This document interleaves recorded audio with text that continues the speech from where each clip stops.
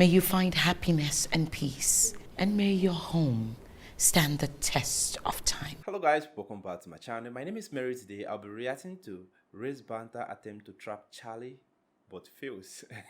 So guys, without further ado, let's get started. Hey Charlie, thanks for coming. I wanted to ask some question about racism. I know you've argued that systemic racism in the U.S. doesn't exist. I wanted to point out some answers I think that's obviously wrong and see what you think about it. So just starting with the issue of crime, we know for a fact, because it's been studied pretty extensively, black people and people who aren't black or white people use drugs, commit nonviolent drug offenses at pretty much the same rates. Black people get arrested for these crimes about, I think, 2 to 3 times more often. It's dropping now that we've legalized weed in more and more states, which is a great thing that we've done. Even if you say that police are doing that not on purpose, but because they're just in areas where more violent crime is committed and they're patrolling, isn't that an obvious example of something that black people have to deal with in this country that's much worse off for them than non-black people? Okay. No, but any other point you want to make about systemic racism? So let me ask you a question. You believe there's systemic racism? Just I would say that there's a lot of that black people have to deal with that makes them worse off in the country. Okay, such as having to be around police all the time?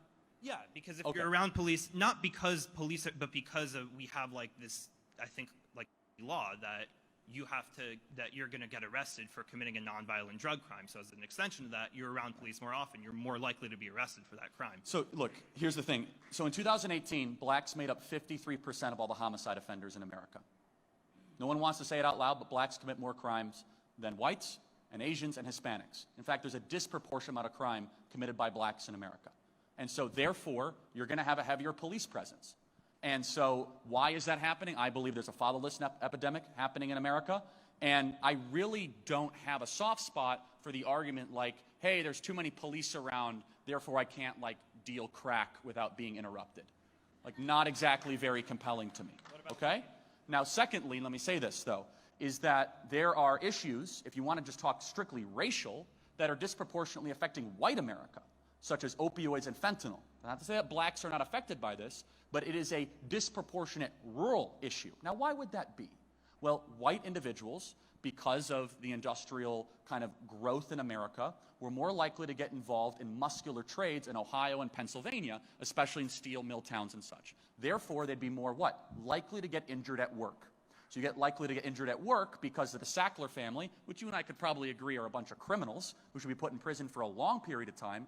They started to overprescribe Oxycontin, into the communities, and therefore getting these people addicted to the high of an opioid and then searching for other places to go there.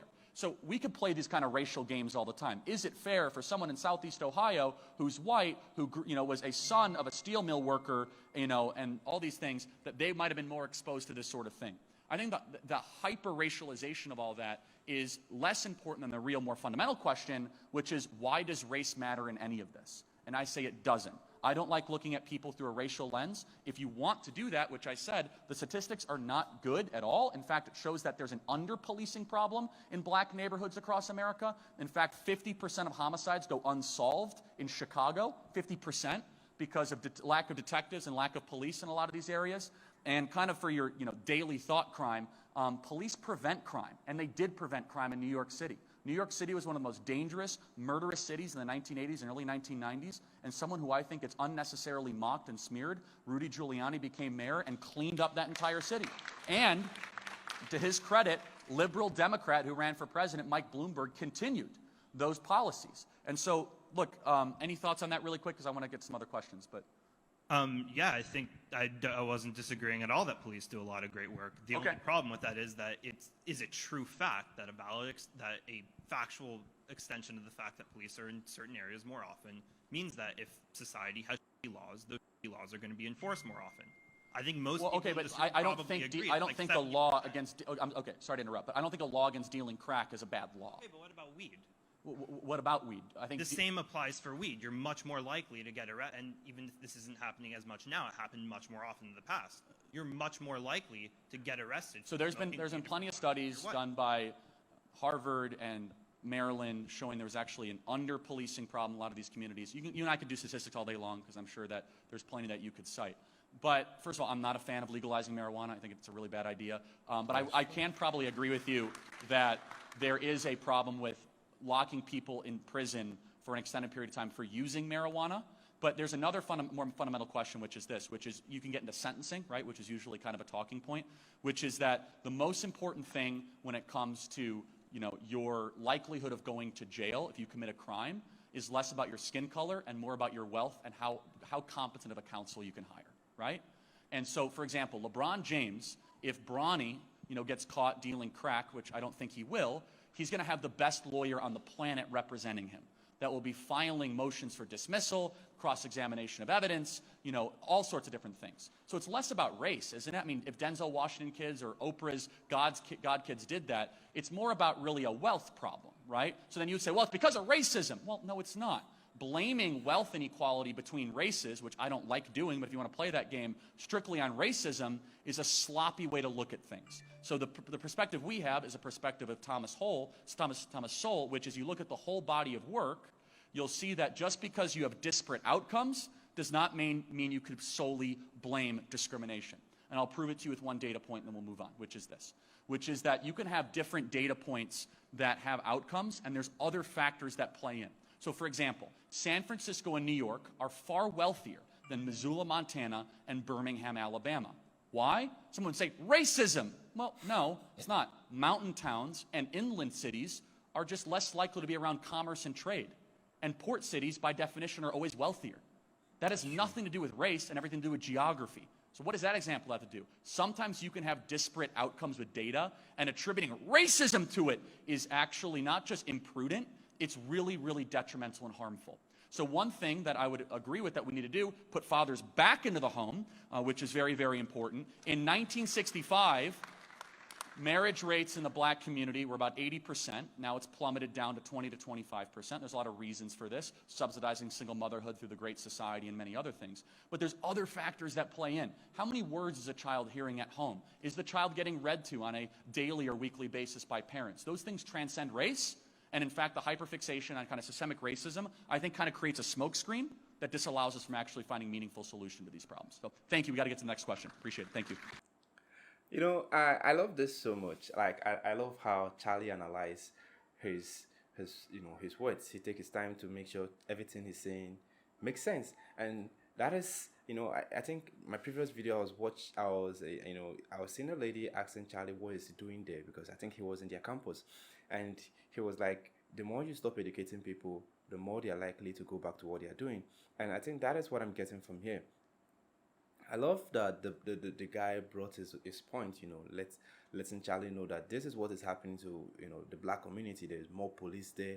That is why they are being arrested more. And I get that, you know, if let's say, this is a proven theory, you know, if you are in just check around you, okay, around wherever you're staying, and check the areas where crime have been committed the more, you will notice that there are a whole lot of police in that area simply because of high crime rates. And that is why there is high police, or yeah, maybe in my country we have a whole lot of checkpoints, but in some countries they have a whole lot of police stations, you know, built around a certain area that has this high crime rate, because they are trying to put those crime rates in check. And it's the truth. So if you see a whole lot of black people being arrested, it's simply because of the high crime rates in that area, and that is why the police are really noticing, you know, what they are doing and arresting them.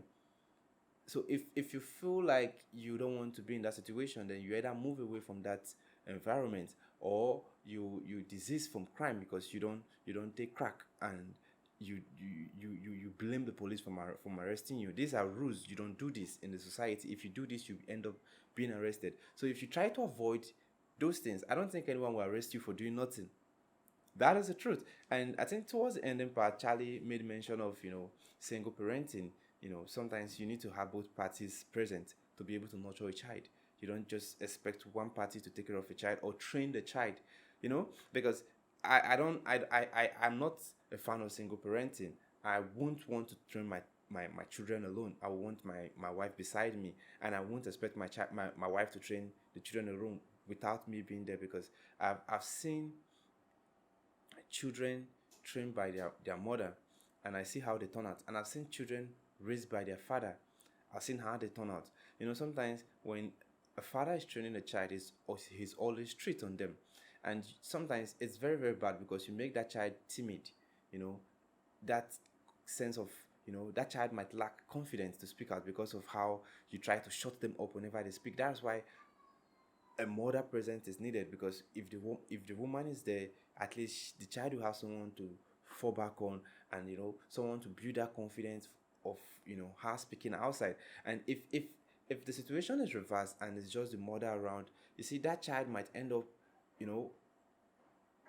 not being corrected for their wrongdoing, and that is why the father presence is needed. So it takes two to tango. So if you take either parties away from their child, the children will suffer, and that will lead to high crime rate. And that is what Charlie is trying to point out. Charlie is trying to say, since since I think 1963 or so, he said the marriage rate has dropped from 80% to I think 20 something percent, and they've actually subsidized single motherhood, and it has increased the number of crime rates, because you see the father is not there to call the children to action. Now children are being trained by their mother only. They are not being corrected, and that is what is leading to more and more high crime rates. Anyway, there are other factors that are leading to it, but I think this is a major fact, and that is what Charlie is trying to point out, and I agree with him. I totally agree with him. Anyway, there's a beautiful one coming from Charlie. I want to see more videos from him. If you have any recommendation, let me know in the comment section. If it is your first time visiting the channel, click on the subscribe button. Thanks for watching, and remain blessed.